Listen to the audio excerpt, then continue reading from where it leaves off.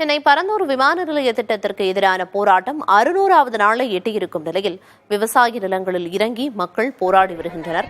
கூடுதல் விவரங்களை செய்தியாளர் இஸ்மாயில் வழங்க கேட்கலாம்.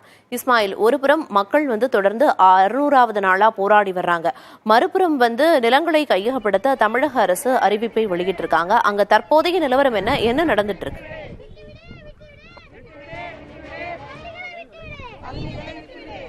பரந்தூர் விமான நிலைய திட்டத்திற்கு எதிர்ப்பு தெரிவித்து தொடர்ச்சியாக ஏகனாபுரம் ஊர் மக்கள் 600வது நாள் போராட்டமானது நடத்தி வருகிறார்கள்.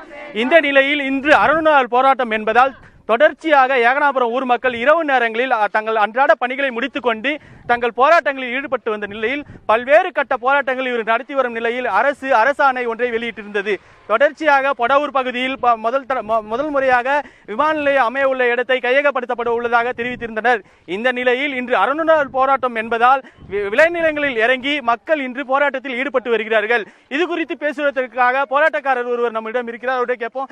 சார், நீங்க போராட்டம் எந்த அளவுக்கு நீங்க 600 நாள் போராட்டம் பண்ணிட்டு இருக்கீங்க? எதற்காக இந்த போராட்டத்தை தொடர்ச்சியா பண்ணிட்டு இருக்கீங்க? பரந்தூர் விமான நிலையத்துக்கு அரசு இந்த விவசாய நிலத்துல ஜிஓவை கொடுத்துருக்கு. அதனால நாங்க தலைமைச் செயலகத்தில் மதிப்பிற்குரிய மூத்த அமைச்சர்கள்கிட்ட நாங்க 2 முறை பேச்சுவார்த்தை பண்ணோம். இது விவசாய நிலம், நீர்நிலைகள் பகுதி எல்லாம் இந்த இடத்துல பண்றதுக்கான சாத்தியக்கூறுகள் இல்லைன்னு சொன்னோம். 2 முறை பேச்சுவார்த்தை பண்ணல. அவர் என்ன பண்ணாரு, அப்புறம் குறிச்சிக்கிட்டு ஐஐடி நிபுணர்கிட்ட நாங்க அமைச்சு ஆலோசனை பண்றேன்னாரு.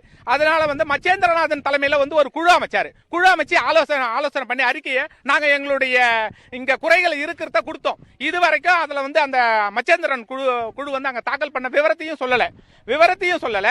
இங்க நீர்நிலைகள் அதிகமா இருக்கு. அப்ப அரசு எப்படி இங்க செய்யுது? அப்ப நாங்கள இங்க விவசாய பகுதி இந்த இடத்துல முட்டாள்தனமா பாக்குதா? அவருடைய வாக்குறுதி என்னாச்சு? ஏற்கனவே இந்த பரந்தூர் பன்னூரான் செலக்ட் பண்ணாங்க. பன்னூர்ல 0% தான் அங்க நீர்நிலை இருக்கு. இந்த இடத்துல 26% நீர்நிலை இருக்கு. எப்படி இந்த இடத்துல சாத்தியமாகுது? அதாவது பரந்தூர் விமான நிலையம் அமையுள்ள இடத்தில் அதிகப்படியான குடியிருப்புகளும் அதிகப்படியான விளைநிலங்களும் நீர்நிலைகளும் அதிகமாக இருப்பதால் இந்த பகுதியில் விமான நிலையம் வேண்டாம் என தொடர்ச்சியாக 600வது நாள் போராட்டமானது நடைபெற்று வருகிறது. நிச்சயமா தொடர்ந்து பல்வேறு கோரிக்கைகளை வலியுறுத்தி 600வது நாளா விமான நிலையம் அமைக்கிறதுக்கு எதிர்ப்பு தெரிவித்து மக்கள் போராடி வர்றாங்க. தற்போதைய விவரங்களை வழங்கியதற்கு நன்றி.